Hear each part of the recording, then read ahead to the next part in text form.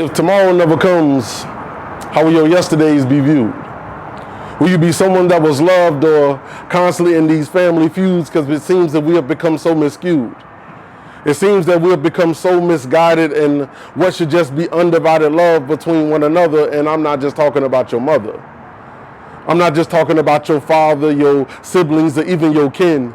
I'm saying that the love that we have, it should be expressed to all of those who we consider to be our friends, because trust me, in the end, family and friends, that's all that we got. I mean, we get so focused on filling those spots, but what happens when those names start hitting those plots? Understand that all these unspoken words, they are never heard.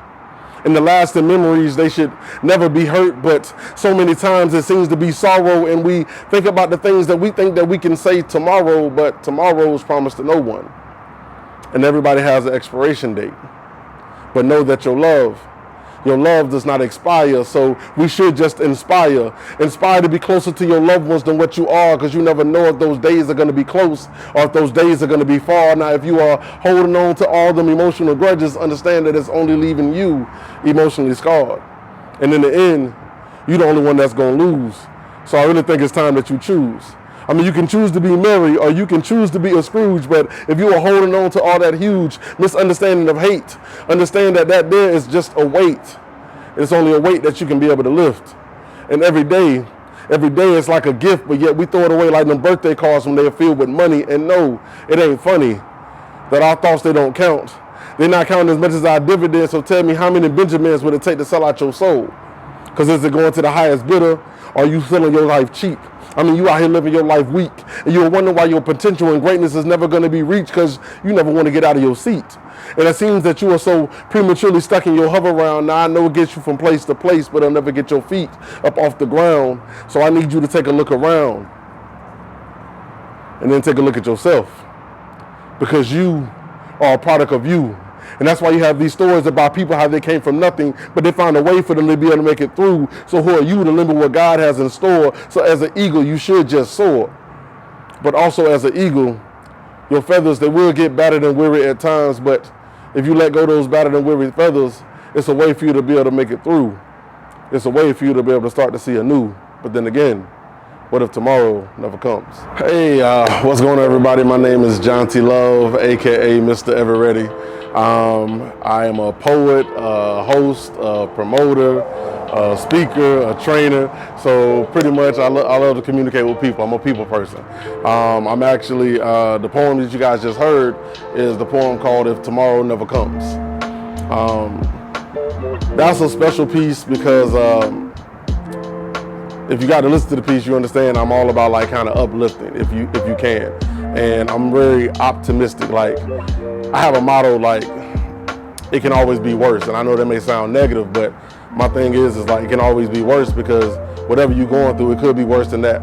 So start kind of appreciating what you have going on now, not what you don't have, what you do have. And if you focus on that, you can start to have more. If you keep thinking about what you don't, you can continue not having. So that's kind of like just a mindset I like to have about things. What inspires you to write?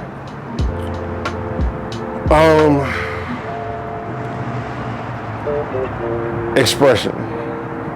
I'm more of a quiet person. One of the running jokes at one point on the poetry scene, like, everybody knew who I was, but nobody knew a thing about me once I left the events. You know, so like, I'm a very kind of private person, secluded person as far as my personal life goes, and I guess this gives you a way to kind of get to understand the way I think a little bit more if I don't get to speak to you directly. What advice can you give other people that want to express themselves the way you do through poetry? I would say, if you can, surround yourself with people that will be honest with you, but also people who care about you.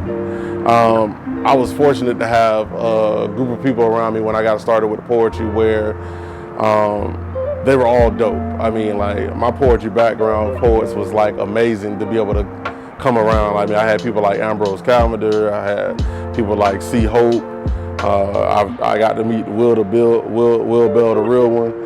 Like, I mean, Moses West, like, these are all people, Blue Bailey, these are all people who kind of helped groom me when I first started doing poetry. So my thing is that as supportive as they were to encourage me to do poetry, they were also very honest about what I did and how it sounded, what we needed to work on, and also, again, they push you to be better. They made you want to be good because they're good, you know? So that was definitely something I would say. And just be you. You can't try to be another poet. You can't try to be another artist.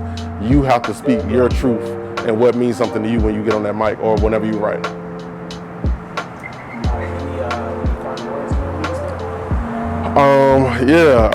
Just make sure you follow me on Facebook, Instagram, Jonty Love, JOHNTYLOVE. I guess I gotta do a better job of promoting myself. So, hey, let me start off this year that way.